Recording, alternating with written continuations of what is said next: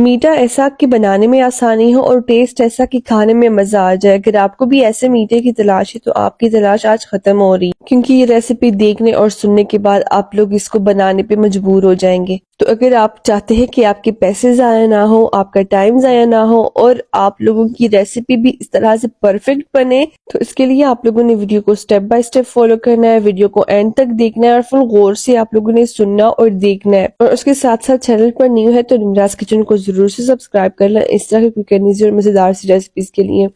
چلیے شروع کرتے ہیں۔ آج ہم لوگ بناتے ہیں گاجر کی کھیر یعنی کہ گجریلا۔ بسم اللہ الرحمن الرحیم۔ السلام علیکم۔ تو سب سے پہلے یہاں پر میں نے لیے ہیں چاول، تو ہاف کپ یہاں پر میں نے چاول لیے ہیں یعنی کہ 1/2 کپ۔ اس کو میں نے پانی میں بھگو دیا تھا 1 گھنٹے کے لیے۔ آپ لوگوں کے پاس اگر ٹائم تھوڑا زیادہ ہو تو آپ لوگوں 2 گھنٹے کے لیے بھی اس کو پانی میں بھگو سکتے ہیں۔ چاول کو پہلے آپ لوگوں نے جیسے دھونا ہے، اس کے بعد چاول کو آپ لوگوں نے بھگونا ہے پانی میں تاکہ سافٹ ہو جائے تھوڑے سے۔ اس کے بعد پانی سے نکال دے، اس کو تھوڑا سا اس طرح سے کرش کر لے ہاتھ کی مدد سے ہی، اس طرح سے۔ اگر آپ لوگ جوسر میں کرش کرنا چاہتے ہیں تو آپ لوگ جوسر میں بھی کر سکتے ہیں۔ تو اس کھیر کو بنانے کے لیے یہاں پر میں نے 1 کلو دودھ لیا ہے۔ دودھ جو ہے ہمارا بالکل کریم والا دودھ ہے، پکا ہوا نہیں ہے۔ ہم لوگ اس کو ابھی پکائیں گے تو بالکل آپ لوگوں نے کڑک سا دودھ لینا ہے۔ تو دودھ ڈالنے کے بعد یہاں پر میں نے اس کو کور کر لیا ہے تاکہ دودھ جو ہے اچھے سے بوائل آ جائے اس کو اور جلدی سے بوائل ہو جائے۔ تو دودھ جو ہے ہمارا اچھے سے بوائل ہو گیا ہے، آپ لوگ دیکھ سکتے ہیں۔ تو آپ لوگوں نے اس کو تھوڑا سا پکانا ہے تاکہ تھوڑا سا یہ جو ہے اور بھی مزید گاڑھا ہو جائے۔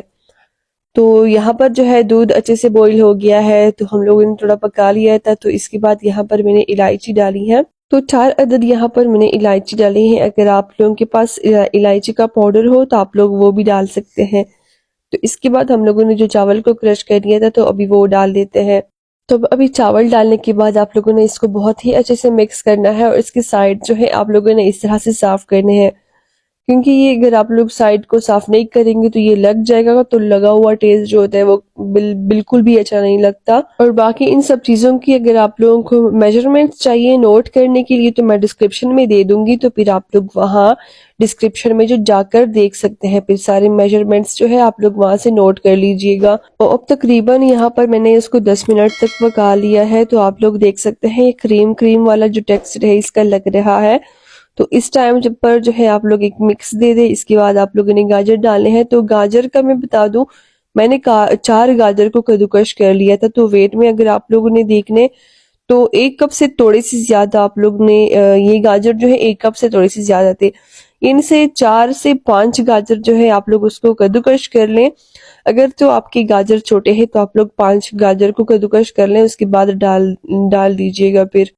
تو اب گاجر ڈالنے کے بعد آپ لوگوں نے اس کی مکسنگ نہیں روکنی، آپ لوگوں نے اس کو اس طرح سے مکسنگ کرنا ہے اور سائڈز کو بھی آپ لوگوں نے اچھے سے صاف کرنا ہے، کیونکہ گاجر ڈالنے کے بعد اور ابھی جو ہے گاڑھا ہونا سٹارٹ ہو گیا ہے تو یہ نیچے سے لگنے کا اس کا خطرہ ہوتا ہے۔ تو اس کے بعد یہاں پر میں نے کچھ ڈرائی فروٹس ڈال دیے تھے۔ ڈرائی فروٹس آپ لوگ اپنی مرضی کے ڈال سکتے ہیں، آپ کو جو بھی ڈرائی فروٹس اچھے لگتے ہیں یا آپ کے پاس جو ڈرائی فروٹس اویلیبل ہو آپ لوگ وہی ڈال سکتے ہیں۔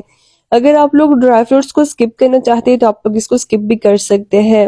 تو سب سے ضروری سٹیپ جو ہے یہاں پر چینی ہے کہ آپ لوگوں نے چینی کتنی ڈالنی ہے۔ تو لوگ یہاں پر غلطی کر جاتے ہیں کہ بہت ہی زیادہ چینی ڈال لیتے ہیں تو کھیر میں، جو کہ بالکل بھی اچھی نہیں لگتی۔ تو یہاں پر میں نے 1/2 کپ چینی ڈالی ہے، یہ بالکل پرفیکٹ میجرمنٹ ہے۔ آپ لوگ اگر ڈالیں گے تو بالکل آپ لوگوں کا جو میٹھا ہے وہ پرفیکٹ جو ہے بن کے تیار ہوگا۔